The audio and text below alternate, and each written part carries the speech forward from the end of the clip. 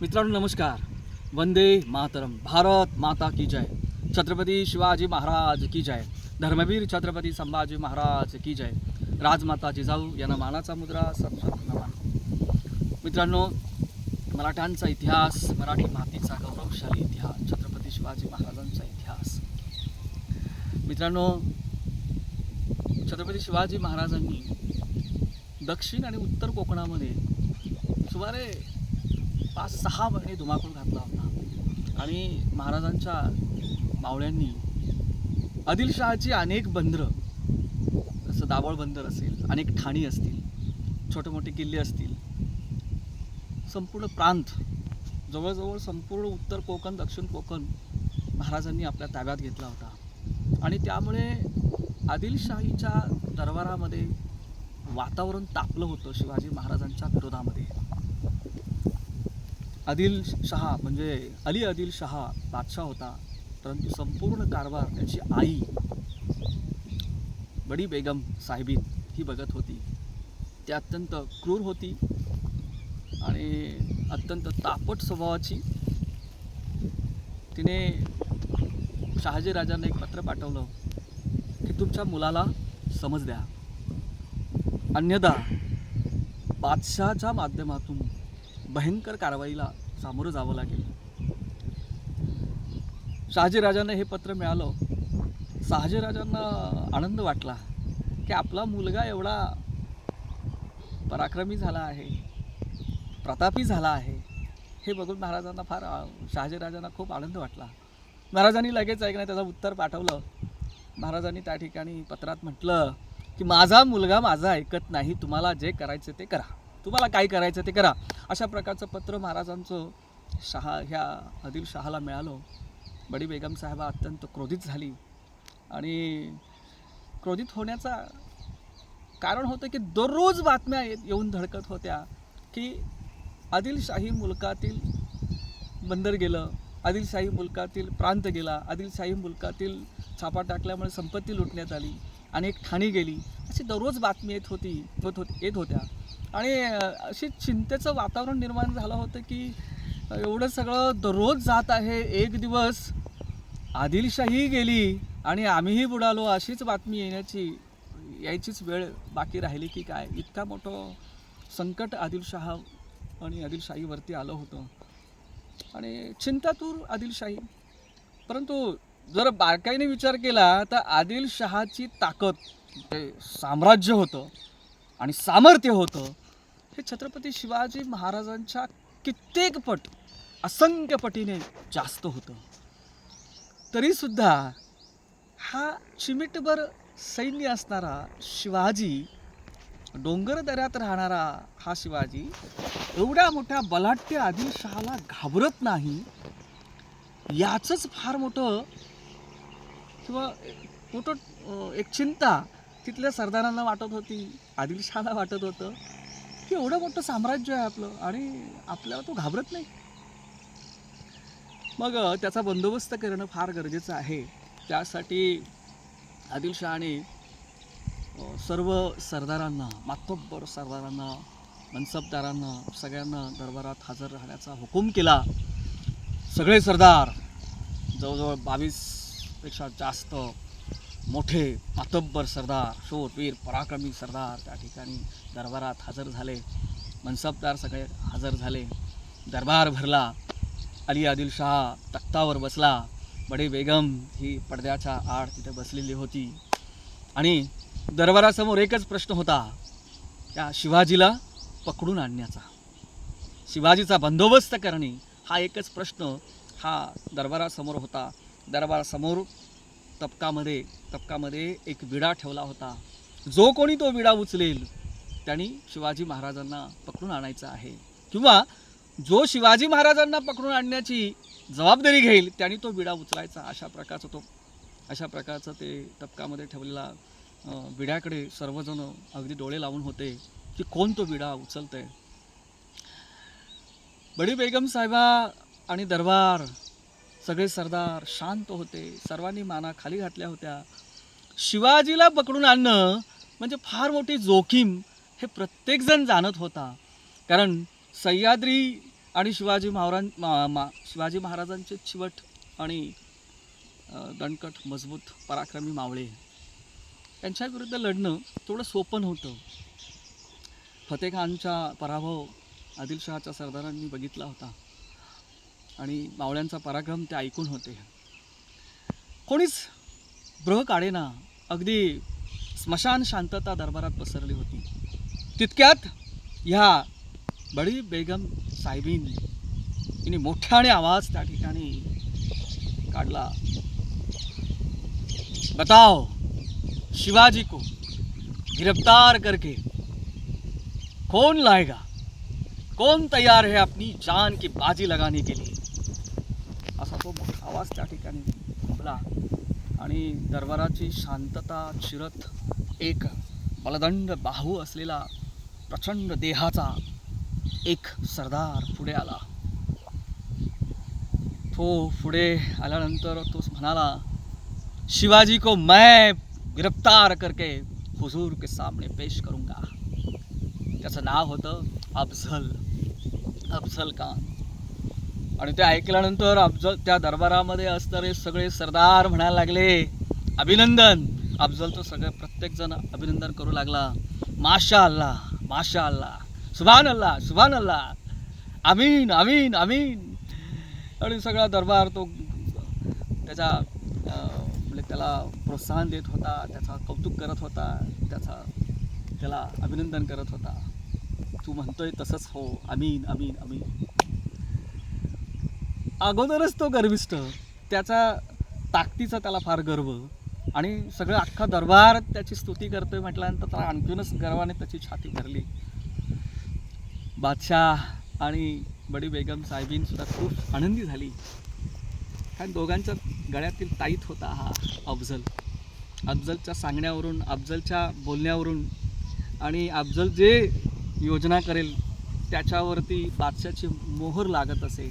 कारण आजपर्यंत अफझल खानाने जी मोहीम हातात घेतली ती प्रत्येक मोहीम त्याने यशस्वी केली होती आणि म्हणून बादशाचा पूर्ण विश्वास ह्या अफझल खानावर होता. अफझल खानाच्या जाण्याच्या तयारीला संपूर्ण दरबार लागला.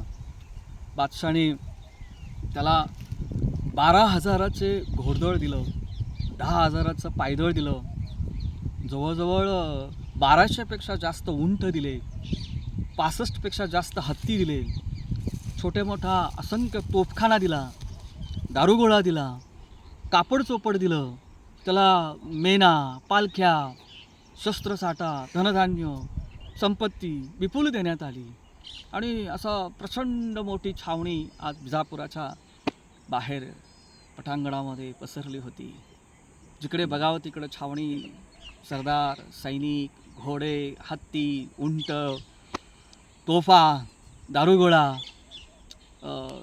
तंबू असेल, तंबूचं साहित्य असेल, बैलगाड्या असतील, असा संपूर्ण परिसर गजबजलेला होता. आणि हे सगळे विपुल अशी मोठी संपत्ती, धनदौलत घेऊन हे स्वराज्यावरती आक्रमण करायला चालले होते. जणू काही एवढी संपत्ती घेतली होती ह्या अफझल खानाने बरोबर की महाराजांना अनेक वर्ष पुरेल. जाण्याची वेळ आली तेव्हा बादशाने त्याची भेट घेतली. आदिलशहाने त्याची अफझल खानाची भेट घेतली आणि त्याला सांगितलं की त्याला काहीही करून शिवाजीला ठार कर आणि माझा पूर्ण विश्वास तुझ्यावर आहे. ह्या आदिलशाही दौलतीचा तू सर्वात मोठा सुरमा आणि प्रचंड बाहुबळ असलेला तू पराक्रमी सरदार आहे. तुझ्याशिवाय शिवाजीला कोणीही पकडून आणू शकत नाही. माझा पूर्ण विश्वास, आदिलशाहीचा पूर्ण विश्वास तुझ्यावर आहे. तूच हे करू शकतो. बादशाह असं म्हटल्यानंतर त्याला आणखीनच उत्साह आणि प्रेरणा त्याच्यात निर्माण झाली. गर्वाने आणखीन तो भरला, छाती त्याची भरून आली. बादशाहने त्याला स्वतःजवळची एक खंजीर दिला, जो म्हणजे रत्नजडित मूठ असलेला खंजीर, अतिशय तीक्ष्ण असा खंजीर त्याने बादशाहने त्याला दिला. बडी बेगम साहेबाची भेटसुद्धा त्याची झाली बेडी बेगम साहेबांनी त्याला सल्ला दिला, काहीही करून गोड बोलून त्याला अत्यंत गोड बोलून शिवाजीला जवळ बोलव आणि त्याला ठार कर, असं बडी बेगम साहेबांनी सुद्धा सांगितलं. बघा, आता छत्रपती शिवाजी महाराज आणि त्यांचं स्वराज्य नष्ट करण्यासाठी अफाट फौज फाटा आणि युद्ध साहित्य घेऊन अफझल निघाला. अफझल बरोबर आदिलशाही दरबारातील 22 वेगवेगळे बलाढ्य असे सरदार होते. याकुत खान होता, अंकुश खान होता, नंतर तुमचा दुसरा मुसे खान होता, दुसरा रणदुल्ला खान होता, नंतर तुमचा मराठी सरदार पण अनेक होते. रहीम खान होता, फाजल खान होता, पैलवान खान होता. बाकी मराठे होतेच, भोसले होते, मोहिते होते, पवार होते, माने होते, घोरपडे होते. मराठी सरदार पण ह्या क्रूर अशा जो मूर्तींचा विध्वंस करणारा आणि काफरांचा नाश करणारा हा जो अफझल आहे, याच्यासोबत मराठेसुद्धा होते. याचं फार मोठं दुःख आज आपल्याला वाटतं. त्या काळात सुद्धा मराठी मावळ्यांना, छत्रपती शिवाजी महाराजांना पण फार दुःख झालं या विषयाचं. ही पूर्ण हा म्हणतात ना, जणू काही सागरच आज स्वराज्यावरती, स्वराज्याच्या दिशेने लोटला. 1-2 मैल अंतरावरती गेल्यानंतर, 2च मैल, सुरुवातीला त्यांनी खूप छोटंसं अंतर कापलं. विजापुरापासून 2 मैल अंतरावर गेल्यानंतर जो लष्कराचा हत्ती होता, तो झेंड्याचा हत्ती ज्याला आपण म्हणतो, प्रमुख हत्ती, तो वारला. संध्याकाळ झाली होती. रात्रीच्या वेळी गुलाम हा त्या शामियानात आला आणि अफझलला अत्यंत रडकं तोंड करून तो दुःखाने सांगितलं अफझलला की असं असं फतेह लष्कर मर गया है. फतेह लष्कर मेल्याचं दुःख औरंगजेबाला, ह्या अफझलला काही झालं नाही. परंतु संपूर्ण छावणीमध्ये जेव्हा बातमी गेली तेव्हा लष्कराचा प्रमुख हत्ती, झेंड्याचा, निशाणीचा हत्ती मरणं म्हणजे अपशकुन मानला जात होता. आणि संपूर्ण छावणीमध्ये ही दुःखाची बातमी गेली. ही बातमी आदिलशहाला जेव्हा कळाली, शहरात जेव्हा आली, आदिलशहाला कळाली, तेव्हा आदिलशाने लगेच आपला बिनीचा हत्ती त्याला पाठवून दिला आणि पुन्हा त्या अफझलची स्वराज्याच्या दिशेने वाटचाल सुरू झाली. परंतु आता विनाशकाली विपरीत बुद्धी म्हणतात, ह्या अफझलची बुद्धी भ्रष्ट झाली. त्याने आपली चाल बदलली. ती स्वराज्यावरती सरळ न जाता वाकडं तिकडं जायचं. म्हणजे काय तर मराठ्यांचं आणि छत्रपती शिवाजी महाराजांचं जे कुलदैवत आहे, मराठ्यांची जी अस्मिता आहे, मराठ्यांचं जे दैवत आहे, त्या दैवतांवरती आक्रमण करायचं, ते मंदिरं मूर्त्या फोडून टाकायच्या, असं स्वतःच्या मनाशी त्याने गुंगाड गाठली आणि तशा प्रकारचे नियोजन करून तो निघाला. त्याने आपल्या संपूर्ण फौजेला आदेश दिला, चलो तुळजापूर. आणि तुळजापूरच्या दिशेने हे संपूर्ण सैन्य, अफझल खान आणि हे मोगलांचं सैन्य निघालं. आदिलशहाचं सैन्य निघालं. बघा, हा अफझल खान होता कसा, तसं एक पहिलं उदाहरण तुम्हाला मी देतो. बघा, अफझल खान, रणदुल्ला खान ज्यावेळेस आदिलशहाचा सरसेनापती होता, लष्कर प्रमुख होता, त्यावेळेस त्याच्या हाताखाली अत्यंत पराक्रमी सरदार म्हणून आणि धर्माविषयी अत्यंत प्रेम असलेला, इस्लामिक कट्टर धर्मवाद जोपासणारा हा सरदार म्हणून त्याची निवड करण्यात आली होती. आणि त्यांनी कर्नाटकातील जे हिंदू राज्य होती, ती हिंदू राज्य नष्ट करून संपूर्ण नष्ट केली. जे हिंदू राजे होते ना, त्यांना ठार मारण्याचं काम यांनी केलं आणि ती संपूर्ण संपत्ती ह्या आदिलशाहीला त्यांनी मिळवून दिली होती. त्याचा पराक्रम गाजवल्यामुळे जे काही सल्लामसलत होत असे किंवा जे काही आदेश निघत असत, त्याच्यावरती शेवटचा शिक्का हा अफझलचा असायचा. इतकं त्याचं वर्चस्व होतं. आता जेव्हा कर्नाटकाची मोहीम चालू होती तेव्हा एक सिद्दी अंबर म्हणून एक सेनापती सरदार होता आणि तो सरदार आता बादशाची हुकूम होता की सर्वांनी रणदुल्ला खानाचं ऐकायचं, पण सिद्दी अंबर हे त्याचं ऐकत नव्हता. आणि मग लगेच त्यांनी काय केलं, अफजलला सांगितलं की त्याला कैद करून आण. आपल्याला कैद करण्यासाठी अफजल येतोय असं ऐकल्यानंतर ह्या सिद्दी अंबरने स्वतःच्या हातापायात बेड्या घातल्या आणि अफजलला तो शरण गेला. बरं, सिद्दी अंबरकडे 2000ची फौज होती, पण तो लढला का नाही. म्हणजे इतकी दहशत, इतकी सैन्य त्याला घाबरायचं अफजल खानाला. असा हा अफजल खान. त्याच काळामध्ये जेव्हा शहाजीराजे म्हणजे जेव्हा हा रणदुल्ला खान वारला आणि त्याच्यानंतर खान महम्मद त्या ठिकाणी सरसेनापती झाला, आदिलशहाचा सरसेनापती खान महम्मद झाला, त्यावेळची घटना. आणि त्यावेळेस जो वजीर होता, बादशाचा वजीर, तर वजीर नंतर बाजी घोरपडे आणि अफजल खान हे शहाजी महाराजांवरती अत्यंत वाईट नजरेने, त्यांना अत्यंत पाण्यात बघणारी लोक आणि अत्यंत द्वेष करणारी लोक ही एकत्र आली आणि त्यांनी कटक कारस्थान करून दगाबाजी करून शहाजीराजांना कैद केली. आणि जेव्हा वजीराला हुकूम आला की त्यांना लवकरात लवकर तातडीने शहाजीराजांना कैद करून दरबारात पेश करा, पण त्याच काळात तो वजीर त्या ठिकाणी आजारपणात मेला. आणि ह्या खान महम्मदने काय केली, शहाजीराजांना आदिलशाहीकडे म्हणजे विजापूरकडे नेण्याची जबाबदारी ह्या अफजल खानावर सोपवली. त्यावेळेस जवळजवळ म्हणजे जिंजीचा किल्ला जिंकला होता, आजूबाजूचे सगळे हिंदू राज्य होती ती नष्ट करून ह्या अफजलने मोठी संपत्ती गोळा केली होती. ही सगळी संपत्ती त्यांनी सुमारे 86 हत्तीवरती लादली होती आणि एका हत्तीवरती हातापायात बेड्या घातलेले शहाजीराजे आणि त्यांची मिरवणूकच जणू काही त्यांनी कर्नाटकापासून अगदी विजापुराच्या दिशेपर्यंत आणली आणि विजापूरच्या शहरातून ती मिरवणूक काढली. आणि शहाजीराजांचा, महाबली शहाजीराजांचा, अत्यंत पराक्रमी शूरवीर पराक्रमी मुत्सद्दी शहाजीराजांचा जो अपमान त्याने केला, त्याची चीड राजांना होती, शहाजीराजांना होती, शिवाजीराजांना होती आणि राजमाता जिजाऊ यांना सुद्धा होती. याची भरपाई तेव्हाच होणार होती जेव्हा ह्या अफजलला ठार केला जाईल, त्याशिवाय त्याची भरपाई होणार नव्हती.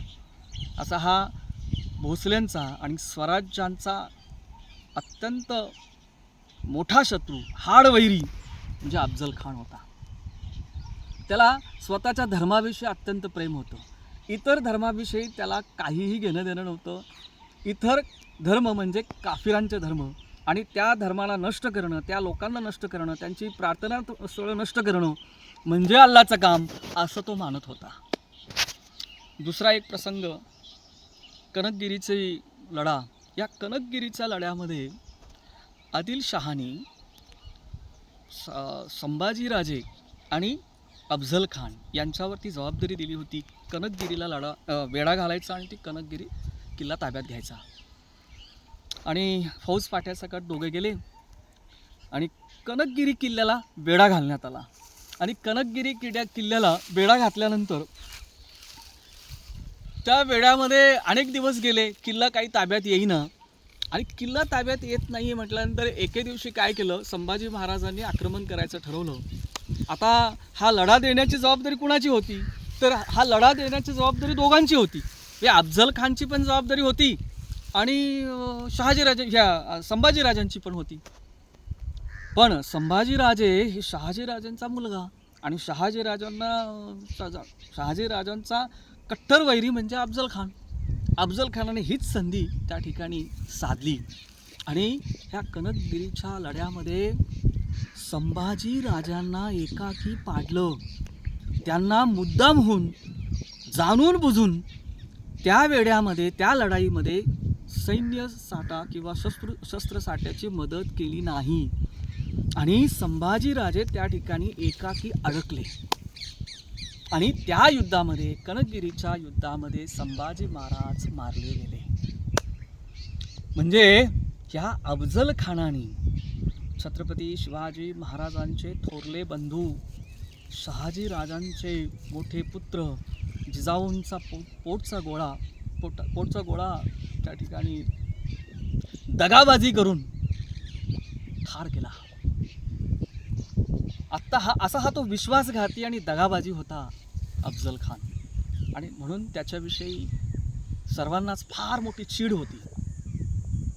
दुसरं एक त्याचं उदाहरण देता येईल. तो अत्यंत क्रूर होता, निष्ठुर होता, धर्मवेडा होता आणि हिंदूंचा तो फार द्वेष करत होता.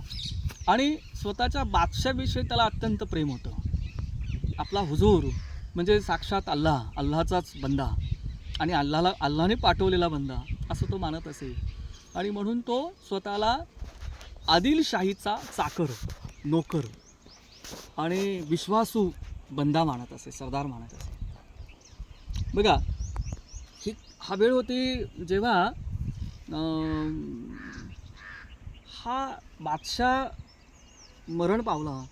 त्या काळात आदिलशाही थोडीशी अस्थिर झाली होती आणि त्याचा फायदा घेऊन औरंगजेबाने, कारण त्यावेळेस मोगलांचा सुभेदार, दक्षिणेतला सुभेदार हा औरंगजेब होता.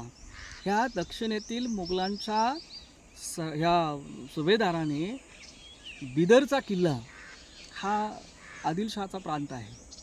आदिलशहाच्या ताब्यात असणारा बिदरच्या किल्ल्याला वेढा दिला आणि 29 मार्च 1657ला बिदरचा किल्ला ताब्यात घेतला.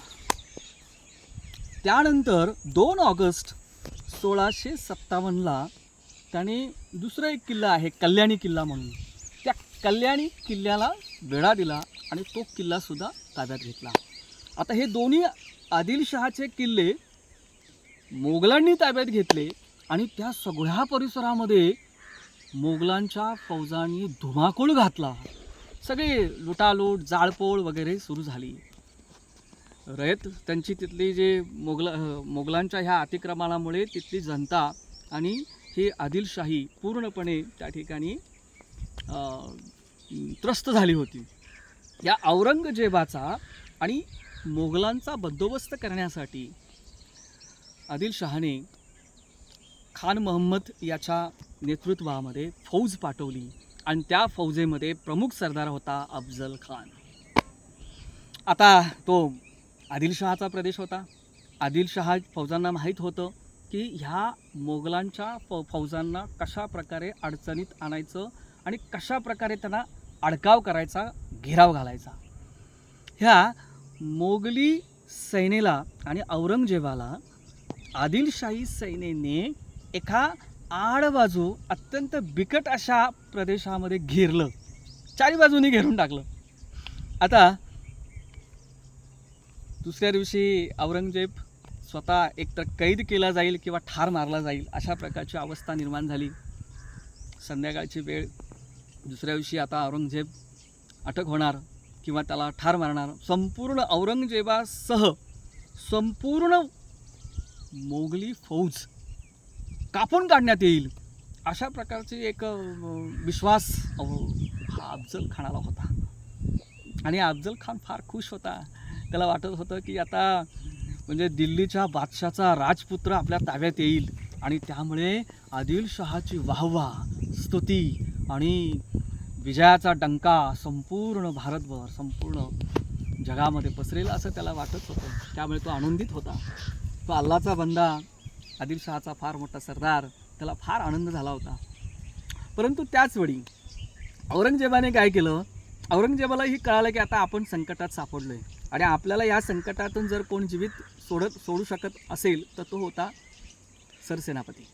मग त्यांनी काय केलं, सरसेनापतीच्या नावाने एक चिठ्ठी लिहिली, पत्र लिहिलं आणि त्यात त्यांनी सांगितलं की मी औरंगजेब मोगलांचा राजपुत्र, माझा जीव धोक्यात आहे, माझ्या जीवाची आणि आबरूची रक्षण करण्याची जबाबदारी तुमची आहे. तर ते रक्षण, आबरूची आणि जीवाची रक्षण करण्याची जबाबदारी आपण घ्यावी आणि मला ह्या वेड्यातून सुखरूप बाहेर काढावं.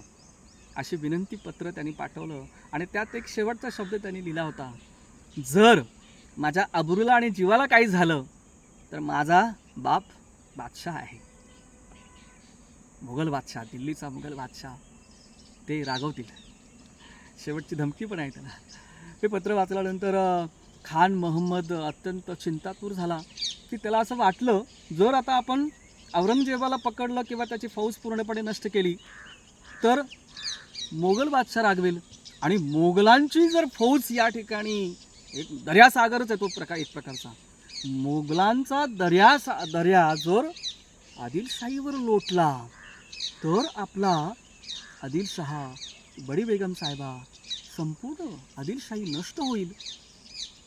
मग ह्याच्यातून मार्ग काय काढायचा, तर त्याचा त्यांनी फार विचार केला आणि खूप विचार केल्यानंतर त्यांनी औरंगजेबाला एक पत्र लिहिलं आणि त्या पत्रात त्यांनी सांगितलं की उद्याच्या उद्या तुम्ही काय करा, आपली फौज घेऊन तुम्हाला आम्ही वाट करून देतो, त्या वाटेतून बाहेर निघून जावा. आता हे गुपचूपपणे झालेलं बाटाघाटी होत्या, ते कोणालाच माहीत नव्हत्या. दुसऱ्या दिवशी ह्या आदिलशाहीच्या फौजेने मोगली फौजेला वाट करून दिली आणि औरंगजेब आपल्या फौजेसह तिथून बाहेर निसटला, सुखरूप निघाला. आता हे आश्चर्यच होतं फार मोठं. ह्या अफजल खानाला जेव्हा कळालं, तो फार म्हणजे असा रागाने अगदी त्याचा तीळ पापड झाला. तो म्हणतात ना, तळपायाची आग मस्तकात गेली. तो थया नाचू लागला, हे झालंच कसं.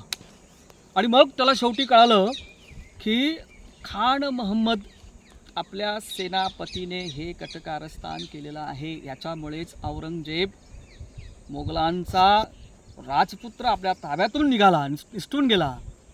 हे जेव्हा त्याला कळालं तेव्हा तो रागाने लालबुंद झाला आणि दोन्ही हातामध्ये त्यांनी ते पट्टे घातले. ते एक प्रकारचे काय दोन्ही बाजूला दुधारी धार असते, दोन्ही बाजूला धार असलेले पट्टे, असे पट्टे घातले आणि तो सपासप असे जमिनीवर आपटत होता. रागाने लालबुंद झाला होता, काय करावे त्याला कळत नव्हतं. आणि तशाच अवस्थेत दोन्ही हातामध्ये पट्टे लावून, तो दुधारी पट्टे लावून तो आदिलशहाच्या दिशेने म्हणजेच काय विजापुराच्या दिशेने निघाला.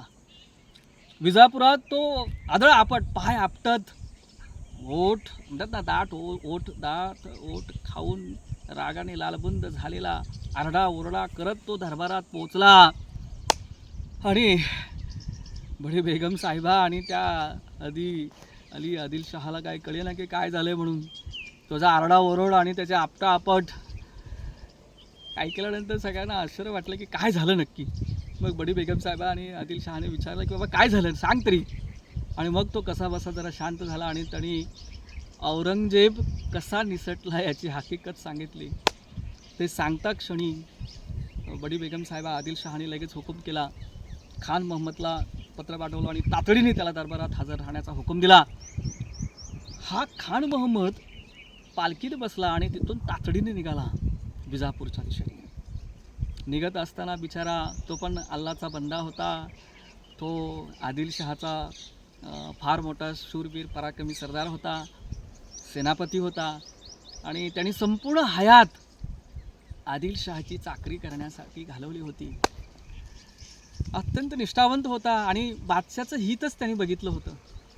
तो अल्लाकडे प्रार्थना करत होता की बादशाने माझं म्हणणं ऐकून घ्यावं, माझं म्हणणं जर ऐकून घेतलं तर माझा जीव वाचेल, अन्यथा नाही.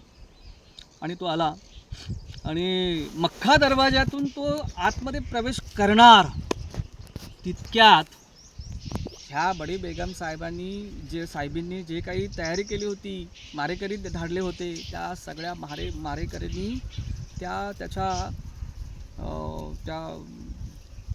त्याच्यावरती तलवारीने घाव घातले आणि सपासप असे घाव त्याच्यावर पडले आणि त्या खान मोहम्मदचे, आदिलशहाचा सेनापती, त्याचे तुकडे झाले, पालखीसह तुकडे झाले. विचार करा कसला त्याच्यावर घाव पडले असते. तर अशा प्रकारे अफजल खान हा बादशाच्या म्हणजे आदिलशाहीच्या दरबारातला अत्यंत खुंकार, क्रूर आणि बादशाच्या गळ्यातील ताईत होता हा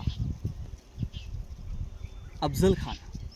बघा, ह्या अफजल खानाने विजापूरच्या जवळच आहे ना, एक गाव आहे, त्याला स्वतःचं नाव दिलं. त्याला एक सवय होती, गावांना आपलं स्वतःचं नाव द्यायचं आणि स्वतःची स्तुती करायची, स्वतःच्या पराक्रमाचे गोडवे गायचे आणि स्वतःची स्तुती करणाऱ्या लोकांना जवळ करायचं वगैरे. अनेक गावांना त्यांनी स्वतःची नावं दिली होती.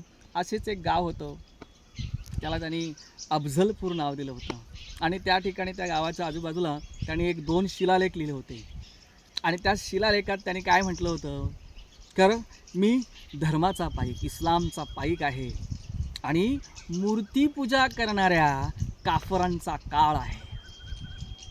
त्यांना पूर्णपणे नायनाट करणारा, त्यांची मस्तकं छाटणारा अफजल. बघा, मूर्तीपूजा करणारे आणि मूर्तीला पूर्णपणे उखडून टाकणारा म्हणजे अफजल. अशा प्रकारचे शिलालेख त्यांनी लिहून ठेवलेले आहेत. असा इतका क्रूर होता तो. आणि म्हणजे विचार करा, त्या काळामधल्या हिंदूंची अवस्था काय असेल. हिंदूंना हिंदू म्हणून जगणं अत्यंत अवघड झालं होतं.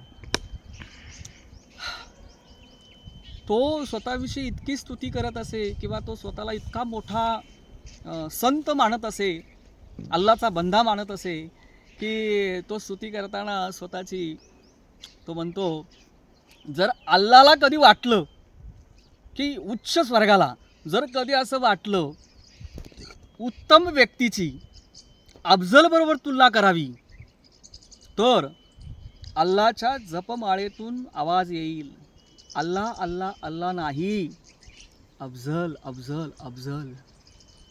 असं तो स्वतःला गर्वाने, काय म्हणतात ना, तेवढा गर्विष्ठ झाला होता की स्वतःला आता तो फार मोठा संत मानायला लागला होता. पण संत तो नसतो जो इतरांना ठार मारतो, स्वतःचे विचार लादतो, क्रूरपणे सजीवांची हत्या करतो. अरे, आपल्या पायाखाली मुंगी जरी आली तर त्याला अभयदान आपण दिलं पाहिजे. परमेश्वराच्या सृष्टीचं जतन आपण केलं पाहिजे. ह्या परमेश्वराने सुंदर अशी जीवसृष्टी निर्माण केली. त्या सृष्टीमध्ये प्रत्येकाला जगण्याचा अधिकार आहे, कोणावरही जबरदस्ती करता कामा नये. परंतु हा जो अफजल होता, जिहादी, कट्टर जिहादी मानसिकतेचा सैतानी सुलतान हा अफजल होता, अत्यंत क्रूर. तो इस्लाम सोडला तर बाकीच्या धर्माची धर्मस्थळं पूर्णपणे पाडून टाकत होता. इतर धर्मीय लोकांना एकतर इस्लाम स्वीकारा, नाहीतर आमची गुलामगिरी पत्करा, नाहीतर मग त्याचा शिरच्छेद करत असे. तो इतका कपटी होता, धूर्त होता, लबाड होता, दगाबाज होता. त्याचं एक सुंदर उदाहरण अजून एक आहे, ते म्हणजे श्रीपट्टण. कर्नाटकातील श्रीपट्टण, त्या श्रीपट्टणचा राजा होता कस्तुरी रंग. आणि ह्या कस्तुरी रंगाला जिंकण्यासाठी मोहीम आखण्यात आली आणि त्याची जबाबदारी अफजलवर देण्यात आली. अफजलने ही जबाबदारी घेतली, तो त्या ठिकाणी गेला. आता कस्तुरी रंगन सुद्धा अत्यंत तयारीचा होता, शूर होता, पराक्रमी होता, धाडसी होता. पण आपली माणसं कशी असतात, विश्वास टाकणारी असतात, सज्जन असतात, मोकळ्या मनाची असतात, साधी भोळी असतात. एखाद्याने जर विश्वास हे केला की बाबा नाही, मी तुझ्या जीवाला अजिबात कुठल्याही प्रकारचा धक्का लावणार नाही, तुझ्या जीवाची मी हमी घेतो, माझ्या अल्लाची मी सौगंध घेतो, मी कुराणची शपथ घेतो, तुझ्या जीवाचं मी रक्षण करेन, तू मला भेटायला ये, छावणीत बसून आपण तह करूया वगैरे. बघा, वेढा घातल्यानंतर तो काय झालं, कस्तुरी रंगनने चिवट लढा दिला आणि कस्तुरी रंगनला जिंकता येत नाही म्हटल्यानंतर त्याला तहाचा प्रस्ताव अफजलने पाठवला आणि त्याला पूर्णपणे त्याने काय केलं, विश्वास दिला की तुझ्या जीवाचे मी रक्षण करेन, कुठलाही दगाफटका होणार नाही वगैरे. आणि तो साधा भोळा राजा तहासाठी तयार झाला आणि तह करण्यासाठी जेव्हा छावणीत आला तेव्हा ह्या अफजल खानाने दगाबाजी करून क्रूरतेने त्या राजाची हत्या केली, तुकडे तुकडे करून टाकले रे. इतका हा निष्ठुर होता, निर्दयी होता, राक्षसी प्रवृत्तीचा होता. आणि हा राक्षसी प्रवृत्तीचा महिषासुरच तो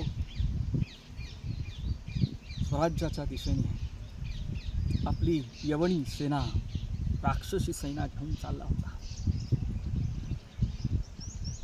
जेव्हा तो तुळजापुरात पोचला ना, बघा तुळजापूर आई जगदंबेचं त्या ठिकाणी स्थान आहे, आदिशक्तीचं स्थान आहे. आणि तुळजापुरात पोचल्यानंतर त्याने नंगा नाच सुरू केला, कारण तो स्वतःला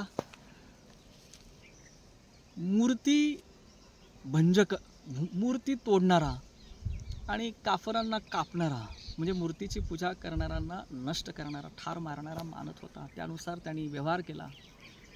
संपूर्ण तुळजापूर त्यांनी लुटलं.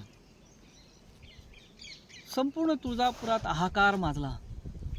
तिथले पुजारी भोपे होते, त्यांना सगळ्यांना हाकलून लावलं.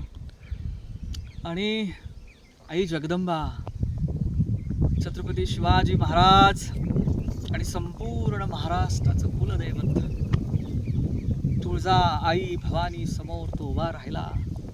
आणि आईला म्हणतोय, गर्वाने भरलेला हा राक्षस महिषासूर आईला म्हणतोय, तुझी करामत दाखव, सामर्थ्यशाली चमत्कार दाखव, अन्यथा मी माझा चमत्कार दाखवतो. आणि शेवटी ह्या महिषासुराने, ह्या राक्षसाने, त्या दैत्याने घनाचा घाव अष्टभुजा जगदंबेवरती, तुळजा भवानीवरती घातला. आणि त्या मूर्तीचे तुकडे तुकडे तुकडे तुकडे झाले. पण ह्या एक कट्टर जिहादी धार्मिकतेची, हे जे इस्लाम कट्टर धर्मवाद आहे ना, ह्या लोकांना अजून कळालं नाही की energy cannot be create, not to be destroy.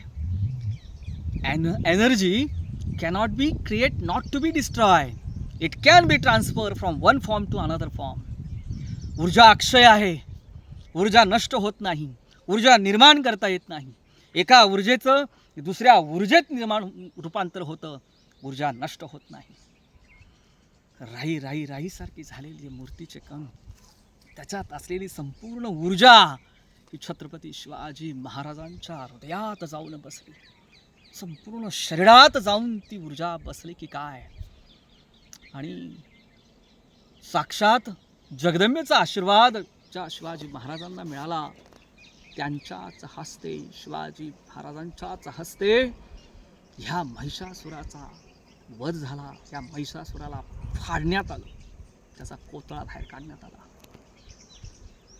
तो कशा प्रकारे रणसंग्राम झाला त्याविषयी आपण पुढल्या भागात बघूया. इथे थांबूया. मित्रांनो, नमस्कार. जय हिंद, जय महाराष्ट्र, जय हिंदुस्तान.